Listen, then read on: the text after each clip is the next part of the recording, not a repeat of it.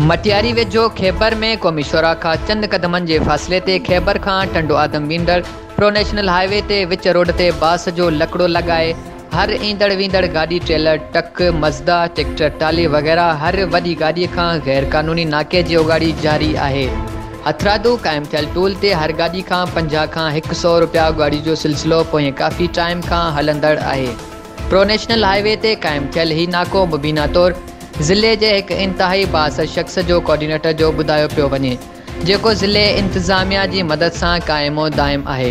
कुझु अरसो पहिरियां साबिक़ा deputy commissioner Matiari Altaf Hussain सारियो कार्रवाई करे ख़तमु कराए छॾियो हो, पर उन जे बदिलीअ खां पोइ ही वरी नाको क़ाइमु कयो वियो आहे। गौर तलब ॻाल्हि उहा आहे त मुतलका नाको खैबर पुलिस चौक पोस्ट जे बिल्कुलु साम्हूं क़ाइमु आहे, पर पुलिस उन नाके ख़िलाफ़ का बि कार्रवाई करण खां क़ासिर आहे, जॾहिं त उन नाके तां अॻूणे तालका एडमिनिस्ट्रेशन जे निज़ाम जी पर्ची जारी कई पई वञे, जंहिंजो को वजूद ई नाहे, जॾहिं त खैबर जे शहरनि ऐं ट्रांसपोर्टनि वसवारनि खां उन गैर क़ानूनी नाके खे फौरी ख़तमु करण जो मुतालबो कयो वियो आहे। कैमरामैन असदुल्ला मेमण सां गॾु अली फैज़ान ख़ासकेली, सोच टीवी मटियारी।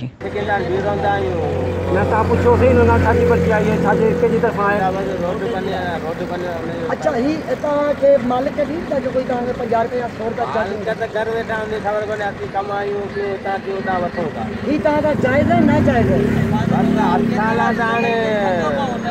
रोड सुधारण कॾहिं आयो आहे? केतिरो टाइम थियो आहे? केतिरो टाइम थियो आहे?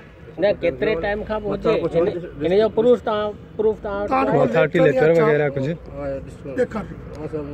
कार्ड कोन्हे जेका तव्हां पर्ची ॾिनी आहे न, इहा तलका एडमिनिस्ट्रेशन हींअर आहे ई कान्हे। हींअर टाउन कमेटी खैबर आहे, टाउन कमेटी मटियारी आहे, म्यूनिसिपल हॉल आहे, जेका हींअर पर्ची तव्हां ॾिनी आहे गाॾियुनि वारनि खे। इन में तव्हां छा था चओ?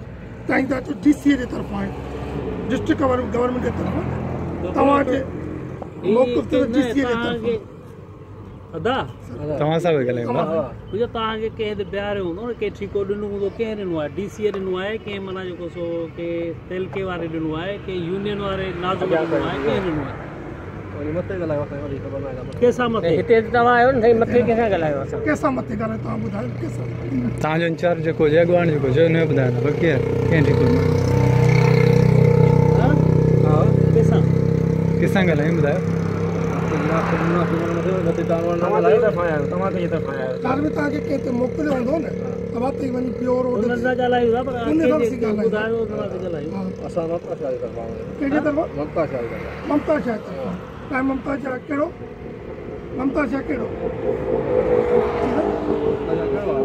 जमील जमा एडवाइज़र उन ममता शाह जे तरफ़ां इहे टूल क़ाइमु थियल आहे। तव्हांखे ममता शाह चयो वञे हिते पियो, उन जे भला गवर्नमेंट जे तरफ़ां या DC या टाउन जो को लेटर न तव्हांखे को लेटर